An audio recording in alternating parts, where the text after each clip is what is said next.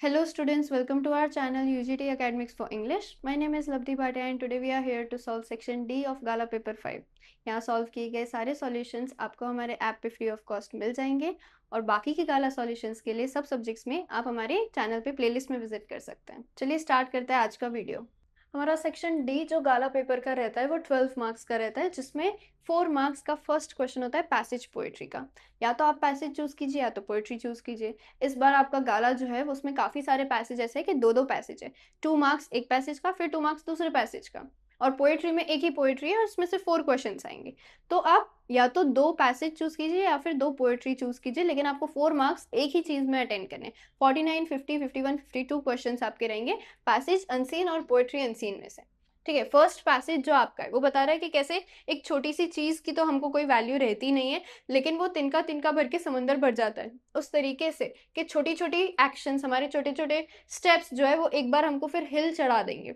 Scientist है तो वो जब पढ़ाई कर रहा होता है तो उसको होता है ये वाली बुक इतनी भी इम्पोर्टेंट नहीं लग रही है, लेकिन जब वो सारी ही इंपॉर्टेंट अनइम्पॉर्टेंट सब बुक्स पढ़ लेता है, जब वो कोर्स कंप्लीट कर लेता है, जब वो सब टाइप के प्रैक्टिकल कर लेता है परफॉर्म, तब उसको लगता है कि अब मैं साइंटिस्ट बन चुका हूँ, अब मैं रिसर्च कर सकता हूँ, खुद से रिसर्च कर रहा हूँ। जब वो उसकी पहली रिसर्च होगी तब भी उसको वो चीज फील नहीं हो रही होगी कि मैं रिसर्च ही कर रहा हूँ।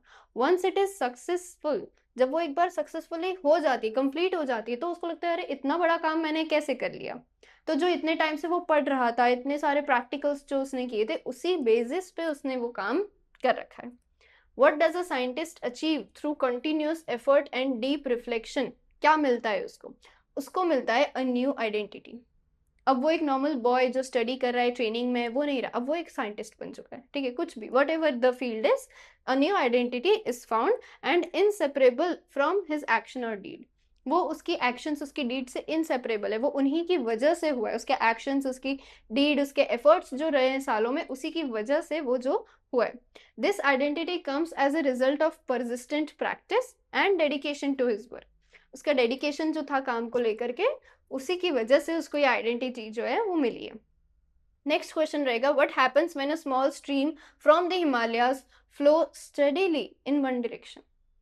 एक डायरेक्शन में हिमालय से जब एक पतली सी छोटी सी स्ट्रीम बहती है तो फिर आगे जाके क्या होता है, स्मॉल एफर्ट्स डीप रिफ्लेक्शन, उसी तरीके से वो बड़ी रिवर बन जाती है, वो माइटी गंगा रिवर बन जाती है। आपके पैसेज में ये चीज मेंशन्ड है। When a small stream from the Himalayas flow steadily in one direction, it transforms into the mighty Ganga River. This illustrates how consistent effort over time can produce best results. ठीक है, अब आपका आता है पैसेज नंबर 2। पैसेज चेंज हो जाएगा आप। ठीक है, इस पैसेज में आपको पूछा है गीता के बारे में। According to Gita, what should one do if unable to perform अभ्यास। अगर हम अभ्यास नहीं कर पा रहे, हम ट्रेनिंग प्रैक्टिस नहीं कर पा रहे, तो फिर हमको क्या करना चाहिए? तो हमको वो काम जो है वो गॉड को सर्व कर देना चाहिए। जैसे पहले भी काफी सारे गीता के श्लोक हम पढ़ चुके हैं, काफी सारे गीता के पैसेजेस आपकी गाला में भी आ चुकी है। तो उसमें आपको क्या बताया कि कोई भी काम, कोई खाना, कुछ भी है, तो वो अगर भगवान को अर्पण किया है, यूज करने से पहले, परफॉर्म करने से पहले भगवान का नाम लिया है, तो फिर वो अच्छा होगा, डेफिनेटली आपको फ्रूट्स मिलेंगे। Advices renouncing the fruits of all actions while remaining self controlled. हम सेल्फ कंट्रोल होना चाहिए, हमको सेल्फ डोमिनेटिंग होना चाहिए एंड अटैच टू गॉड। हमें इतना पता होना चाहिए कि हमें भगवान को वो चीज अर्पण करनी है। One should continue to act with unfettered conscience. Conscience मतलब सही और गलत की समझ और उम्मीद होना कहीं ना कहीं मन में। And focus on duty without being anxious about the outcomes. Okay, next question is what lesson do the examples of Ankush, lamp and की कन्वे। तो इसमें हमको क्या पता चलता है कि भाई की जो है वो कभी भी लॉक से बड़ी नहीं होगी, मतलब प्रॉब्लम में ही उसका हल है। की उसके अंदर फिट हो जाती है ना, तो प्रॉब्लम में ही कहीं ना कहीं उसका हल है। लैम्प तो वो डार्कनेस जितनी बड़ी होती है, एक छोटा सा लैम्प या एक छोटा सा टॉर्च का एक दीवार में होल भी हो जाएगा तो सनलाइट की वजह से या मूनलाइट की वजह से पूरा रूम उससे कुछ ना कुछ जो भी है सब दिखाई देने लग सकता है। हमको बताते हैं कि even small tools can accomplish big task. ठीक है, सिमिलरली हमको बताया कि अगर हमको थोड़ा सा भी इनकेपेबिलिटी फील हो रही है, हमारे सिंसियर एफर्ट्स के साथ कहीं ना कहीं हमको उपाय मिलेगा। Can overcome challenges and achieve meaningful result. छोटे से छोटा सिंसियर एफर्ट भी होगा, अगर वो अच्छी तरीके से भगवान का नाम लेके किया गया होगा, तो हम चैलेंजेस पार कर सकते हैं। इसके बाद आएगी आपको पोएट्री। 4 मार्क्स की। इसमें एक ही पोएट्री रहेगी, एक ही वर्स रहेगा, जिसमें से आपको 4 क्वेश्चंस अटेंड करने रहेंगे। Dolphin dolphin wild and free ballet dancer of the sea. तो डॉल्फिन क्या होती है? डांसर होती है, सी की डांसर होती है, ठीक है। From an ocean filled with fish you can dance whenever you wish. Why then do you come near land to take a muesli from my hand. फिर क्यों तुम वापस लैंड या किनारे तक आ जाती हो मेरे हाथ से खाने की चीज लेने के लिए, मेरे साथ खेलने के लिए। Do you come from conversation, क्या बातचीत के लिए आती हो। और टच सेंसेशन, या फिर तुमको मेरा टच, मेरा हाथ टच करना अच्छा लगता है, तुमको अच्छा लगता है कि जब मैं तुम्हारे फेस पे टच करता हूँ, ठीक है। क्यों आती हो। डू यू कम टू से release my Brethren in the name of peace, क्या तुम खुद को रिलीज करने के लिए वापस पूछने के लिए आती हो, परमिशन लेने के लिए आती हूँ। Watch how I can leap and play, ये पूछने के लिए आती हूँ कि देखो फिर से मैं कैसे जंप कर रही हूँ, कैसे मैं बैलेट डांस कर रही हूँ। Swimming many miles a day, एक दिन में इतनी मील मैं स्विम कर लेती हूँ जितनी तुम बोट या शिप में भी नहीं कर सकते, क्या ये चीज बताने के लिए तुम वापस आती हो। ये पोएट जो है वो पूछ रहे हैं, किससे पूछ रहे हैं? डॉल्फिन से पूछ रहे हैं। Who is the ballet dancer of the sea, तो डॉल्फिन को बोल रहे हैं। What is the ocean filled with, from an ocean filled with fish. तो ओशन किससे फिल्ड है? फिश से फिल्ड है। Fine. Next is, what message does the poet convey in the poem The Dolphins? The poet conveys the dolphins' playful and free nature while also hinting at this curiosity and intelligence. Dolphins interact with humans. Dolphins interact with humans, and the poem reflects their freedom, grace, and the bond, the joy of living in the ocean. कि dolphin कितना enjoy करती है, वो किनारे पे भी आती है, वो मिडल ऑफ द ओशन में भी रहती है, और वो इतना दूर दूर का डिस्टेंस मिनटों में घंटों में पार कर लेती है, शौक से पार कर लेती है। Identify the figure of speech in the line you can dance when ever you wish. तो एक तो हमारा रिपीटेशन आ रहा है, और दूसरा आ रहा है हमारा पर्सोनिफिकेशन। पर्सोनिफिकेशन कहाँ आ रहा है कि डॉल्फिन को बोल रहे कि तुम डांस कर सकती हो। डॉल्फिन अपने एक्शंस कर रही है, वो डांस नहीं, डांस तो एक ह्यूमन एक्टिविटी है, उसके एक्शन को हम डांस की तरह जरूर कंपेयर कर रहे हैं, लेकिन वो बस एक कंपेरिजन रह जाएगा, पर्सन की तरह उसको कंपेयर करें, इसलिए उसको पर्सोनिफिकेशन कहा जाएगा। Next question is diary. Diary और डायलॉग में हमको ऑप्शन आएगा। डायरी का फॉर्मेट रहता है हमारा डेट, डे, डे के साथ रात का टाइम, एक लाइन छोड़ के डियर डायरी, फिर हमारा बॉडी, और लास्ट में एक्सप्रेशन के साथ, जो भी एक्सप्रेशन है उसके साथ हमारा एबीसी। हमारी आज की हेडिंग है inter school night cricket match. School में हुआ था, ठीक है, इंटर स्कूल, बहुत सारी स्कूल्स के बीच में नाइट क्रिकेट मैच हुआ था, जिसके पार्टिसिपेंट्स, वहाँ का एक्साइटमेंट क्या हुआ, ऐसे कमेंटेटरी की तरह से हमको पूरा डायरी एंट्री लिखना है। तो अब इसमें हम सिर्फ नंबर्स नहीं बताएंगे कि ये इतने हुए, उतने हुए, रन हुए, विकेट गई, ये हुआ, इतने बजे स्टार्ट हुआ, इतने डांसर थे, ये था, वो सब कॉमन चीजें हम नहीं लिखेंगे। लेकिन जो ऐसी चीजें थी कि वो हर मैच की डिफरेंट होती है, फॉर एग्जाम्पल रन्स, प्लेयर्स, उन सब के बारे में, फिर माहौल भी हर मैच का डिफरेंट होता है, कोई मैच बहुत इजीली जीत जाती है, कोई ऐसी टीम, अनएक्सपेक्टेड टीम कुछ जीत जाती है, हम वो सब लिखेंगे, ठीक है। टाइम टेबल नहीं देना है। It was the first time that I ever went to the world's largest stadium, Shri PM Narendra Modi Stadium in Motera, Ahmedabad. Our school had participated in an inter-school night cricket match where our seniors were presenting our school. A batch of next top 20 cricketers were allowed to go as audience. हमारी school से top 20 cricketers जा सकते थे, जिसमें से मैं एक था, one of the fortunate one. The night was full of lights, cameras, anchoring, commenting, throws and shots, सब कुछ था वहाँ पे. The stadium is a well facilitated place for players and a great asset for Indian cricketers.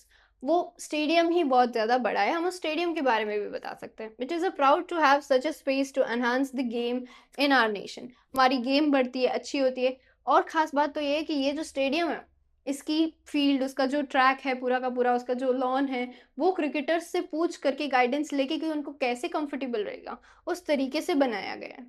Two pair of 11 boys representing their schools standing in front of each other while the toss was happening. They won the toss. Our team got batting as the opponents choose to ball first. हमारी team को batting ही मिली क्योंकि उन लोगों ने जीतने के बाद भी बॉलिंग चूज किया था, उन्हें पहले हमें टारगेट देने आया. There were 13 sixes and 8 fours from our side.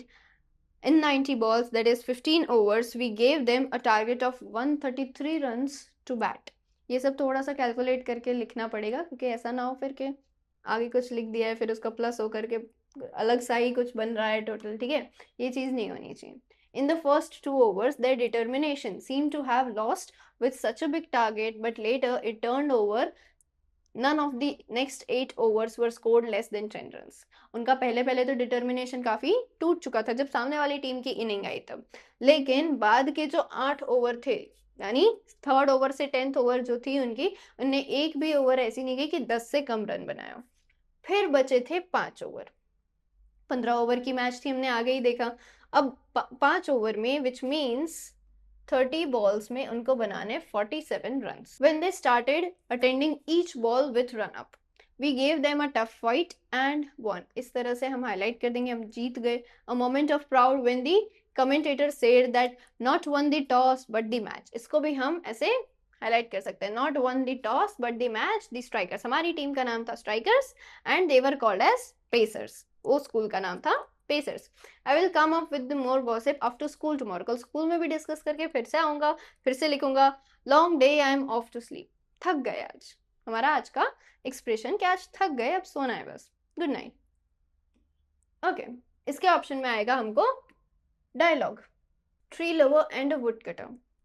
बड़ा सेंसिटिव टॉपिक है कि एक विजिटर है जो कि कोइंसिडेंटली ट्री लवर है, उसको ट्रीज काफी पसंद आते हैं, वो एक फॉरेस्ट से गुजर रहा है या कोई भी एक ट्री वाली स्पेस से गुजर रहा है जहाँ पे वुड कटर बैठा है। तो वो क्या बात कर रहे हैं? विजिटर ने शांति से पूछा, do you need water sir? आप थके हुए लग रहे हैं। वुड कटर ने बोला, thank you. Who are you? Have you lost your way here? क्या आप खो गए हैं? विजिटर ने बोला, नहीं, मैं तो यहाँ आए दिन आता रहता हूँ to release my mind from chaos and set peace in my mind. शांति के लिए मैं तो यहाँ आए दिन आता रहता हूँ। ये एक फन फैक्ट है कि मुझे वाइल्ड फॉरेस्ट में काफी सेफ फील होता है। क्या बोल रहे हैं वो? कि उनको वाइल्ड फॉरेस्ट में काफी सेफ फील हो रहा है। आप यहाँ पे क्या कर रहे हैं और थके हुए क्यों लग रहे हैं? तो वुडकटर ने बोला कि मैं तो काम करने के लिए आया हूँ। Starvation is my biggest attacker. Starvation मतलब भूख ही है जो सबसे बड़ा अटैकर है, कि पूरा दिन काम करना पड़ता है, भूख लगती है और पेट के लिए ही तो, कमाने के लिए, खाने के लिए ही तो इतना काम कर रहे हैं। It does not let me work with strength. मुझे ताकत से काम नहीं करने देती जब मुझे स्टारवेशन फील होती है, because of course he must be poor. Visitor कह रहे हैं, are you really going to cut this tree? That tree has been here for over 70 years। वो जानते थे, जो विजिटर थे वो जानते थे कि वो ट्री कितना है, तो वो बोल देंगे कि 70 years। आप कुछ भी लिख सकते हैं, नेचुरली कुछ भी लिख सकते हैं। It's here for over 70 years and if you don't know it won't be easy to chop it off. इसीलिए 70 years पुराने ट्री को काटना आपको टफ ही पड़ेगा। आप कोई और ट्री क्यों नहीं ले लेते, या जो ऑलरेडी गिरा हुआ है वो ट्री क्यों नहीं ले लेते? Additionally it is the one who gave you a cool shade. और अगर देखने जाएं तो अभी आप थक के भी उसी ट्री के नीचे बैठे जिसको आप कुछ मिनटों बाद काटने के लिए उठने वाले हैं। Now you will chop off your saviour when you get up from the rest. क्या ये बात ठीक है? आगे तो वो बोलते हैं कि मैं चाहता तो बिल्कुल भी नहीं हूँ, इमोशनली या फिलोसॉफिकली तो हम ट्रीज के बारे में बात करने जाएंगे तो फिर दुनिया में ट्रीज ही ट्रीज होंगे, बहुत सारे ट्रीज होंगे। My family would die if I won't work. पैसे नहीं आएंगे तो खाना नहीं खा पाएंगे। If I don't someone else will. और मैं काम नहीं करूंगा तो उसका ये मतलब नहीं है कि वुड कटिंग स्टॉप हो जाएगी, वुड कटिंग तो चालू रहेगी। विजिटर ने बोला, बिल्कुल सही बात है, हमको नीड भी है कहीं ना कहीं वुड की, लेकिन तरीके से, अगर डिफॉरेस्टेशन हो रहा है तो तरीके से एफॉरेस्टेशन भी हो सकता है, जो बुक्स में भी पढ़ते हैं। I understand you can not change human needs और द सिस्टम। सिस्टम से तो लड़ नहीं सकते, सीधी बात है, वो किसी और को वुड कटिंग के लिए रख लेंगे।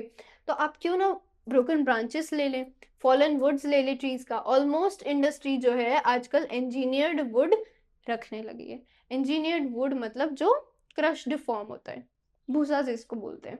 तो वो तो आप किसी भी ट्री का ले लो, उसमें तो ओरिजिनलिटी रह ही नहीं रही, प्योरिटी रह ही नहीं रही है ट्री की, तो फिर आप कोई भी ले लो। वुडकटर ने बोला, that will be very less in stock. अगर हम ढूंढने भी बैठे तो मेहनत ज्यादा, स्टॉक कम रहेगा। तो आप मुझे सजेस्ट करने से अच्छा अपना काम कीजिए। ड्यू टू गवर्नमेंट गाइडलाइंस हम ऑलरेडी चोजन वुड्स ही कट कर रहे हैं। गवर्नमेंट ने अब पर्टिकुलर ट्रीज, पर्टिकुलर जंगल में तो जाना भी हमको बंद कर दिया है, इसलिए डिफॉरेस्टेशन तो बच ही रहा है कहीं ना कहीं, पूरा ना सही थोड़ा। ठीक है, इस तरीके से हम 4 मार्क्स का हमारा डायलॉग राइटिंग रहता है, तो हम एक एक जन को 4 डायलॉग देंगे। फिर हम 2 जन बनाते हैं या 3 जन बनाते हैं, डिपेंड करता है, लेकिन हम 4 डायलॉग्स ईच पर्सन के देंगे। और हेलो बाय के अलावा होने चाहिए हमारे सारे के सारे डायलॉग्स कुछ ना कुछ मीनिंगफुल होने चाहिए। फाइन। जरूरी नहीं है हमेशा जो हमारी कन्वर्सेशन है वो खत्म ही हो, इसके आगे भी तो आ सकते हैं डायलॉग्स, लेकिन हमको हमारे वेटेज के हिसाब से इतना ही लिखना है। फाइन, वो 3 ऑप्शन वाला रहेगा। 3 ऑप्शन वाला रहेगा इन द सेंस हमको नोटिस, एडवर्टीजमेंट और पोस्टर में ऑप्शन दिया जाएगा। तो आगे बढ़ने से पहले मैं आपको एक इन्फॉर्मेशन देना चाहती हूँ कि अगर आप 10 GSEB में हैं और अपने बोर्ड एग्जाम की प्रिपरेशन अच्छे से करना चाहते हैं तो हमने आपके लिए कोर्स लॉन्च किया है जिसका नाम है वॉरियर बैच। इसमें हम आपको पढ़ाएंगे 2 सब्जेक्ट, मैथ्स और सोशल साइंस। इसमें आपको प्रोवाइड किया जाएगा लाइव लेक्चर्स, उसके साथ साथ रिकॉर्डेड लेक्चर्स भी, फिर previous year question paper solution, regular test conduct कराए जाएंगे और आप हमको ऐप में मैसेज करके अपने डाउट्स कभी भी क्लियर कर सकते हैं। इसके अलावा गाला पेपर सॉल्यूशन, दोनों ही सब्जेक्ट के गाला पेपर वीडियो सॉल्यूशन मिलेगा और आपको सॉल्यूशन की PDF भी मिल जाएगी। फिर previous year question paper from 2022 to 2025, इसका भी वीडियो सॉल्यूशन प्लस सॉल्यूशन की PDF भी आपको हमारे ऐप में मिल जाएगी। Chapter wise important question and objectives, दोनों ही सब्जेक्ट के IMP क्वेश्चंस चैप्टर वाइज और IMP ऑब्जेक्टिव्स मिलेंगे आपको। Then text book exercise solution social science, maths की जो टेक्स्ट बुक एक्सरसाइज है उसका तो आपको यूट्यूब पर मिल ही रहा है, लेकिन सोशल साइंस में भी जो टेक्स्ट बुक की एक्सरसाइज है उसका सॉल्यूशन भी आपको ऐप में मिल जाएगा। Chapters wise hand written note, social science में जो सारे चैप्टर्स हैं उन सबके हैंड रिटन नोट्स की PDF आपको मिल जाएगी। Introduction plus exercise solution PDF, maths में आपको जितने भी चैप्टर्स हैं उनका इंट्रोडक्शन और सारे एक्सरसाइज की सॉल्यूशन की PDF, ये सारी चीजें हम हमारे ऐप में प्रोवाइड करेंगे आपको। हमारे ऐप का नाम है UGT, जो प्ले स्टोर पर अवेलेबल है, और अगर आप ऐप स्टोर से डाउनलोड करना चाहते हैं तो इसका नाम है माई इंस्टीट्यूट। तो आज ही हमारे ऐप को डाउनलोड कीजिए और कोर्स परचेज कीजिए। All the best. As a residential chairperson of a colony, prepare a notice informing the residents to your colony to keep the volume of their music systems and TV sets low। ठीक है, आपको notice लिखना है आपके society board के लिए और colony board के लिए। तो आप सोसाइटी का नाम लिखेंगे, फिर नोटिस कैपिटल लेटर्स में लिख के एक लाइन लीव करके अल्फा न्यूमेरिकल तरीके से डेट लिख के, फिर एक लाइन टाइटल, फिर एक लाइन लीव करेंगे। ठीक है, फॉर्मेट के अनुसार आपको इतनी जगह पे लाइन लीव करनी है। आपका आराम से हाफ पेज जो होता है सप्लीमेंट्री का, उसमें से इतना आराम से यूज होगा, इतना बचना चाहिए, या फिर बड़ी राइटिंग है नहीं बचेगा तो चल जाएगा, क्योंकि इस टाइप की नोटिस में क्या है आपका स्पेस बचेगा, लेकिन जब हमको डेट वेन्यू टाइम लिखने वाली नोटिस आती है तब स्पेस नहीं भी बचता है बड़ी राइटिंग वाले स्टूडेंट्स का, which is absolutely correct. This is to declare that the society will not tolerate echoes of heavy music systems clashing with the noise of televisions। Society बिल्कुल tolerate नहीं करेगी। It is against the norms of society discipline। The sound makers are the one who complain later। जो बाद में complain करने आते हैं, कहीं ना कहीं शोर भी उन्हीं के घर से आता है। This shall be noted from now to keep your homes a luxury with sweet silence। अपने घरों में शांति रखिए, क्योंकि बाहर के इतने सिटी लाइफ से बच करके थक करके हम रात में घर में सुकून के लिए आते हैं। तो स्वीट साइलेंस रखिए, माइल्ड जेंटल वॉल्यूम्स रखिए। All the respected families shall note the complaint।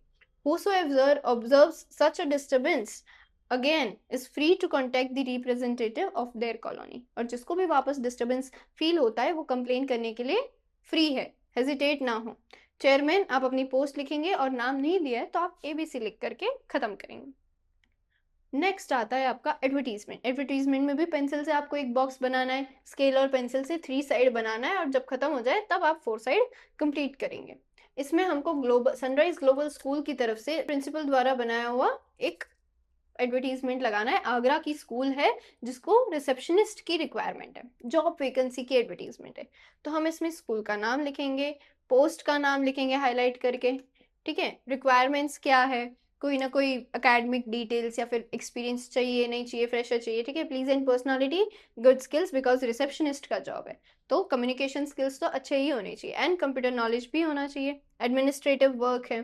Send CV to, हम हमारा ID लिख देंगे, ईमेल ID लिख देंगे, इन 20 अक्टूबर 2025 9 AM to 5 PM में आप विजिट भी कर सकते हैं। हम ये चीज़ लिख सकते हैं और एक छोटा मोटा सा हम कॉन्टैक्ट नंबर डाल सकते हैं।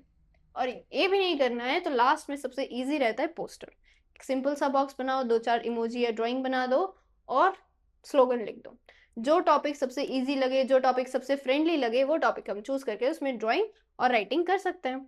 Prepare a poster or kindness towards animal to be displayed in the city at public places। public places पे सारे कॉपीज हो करके, बहुत सारी कॉपीज प्रिंट हो करके ये वाला जो है आपका पोस्टर छपने वाला है। तो आप काइंडनेस टुवर्ड्स एनिमल पे एक पोस्टर बनाएंगे।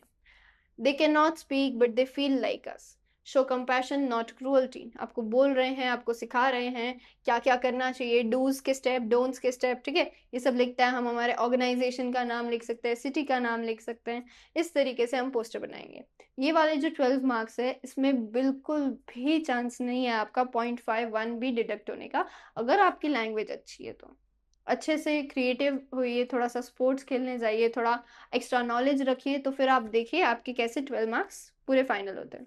All the best for your board exams.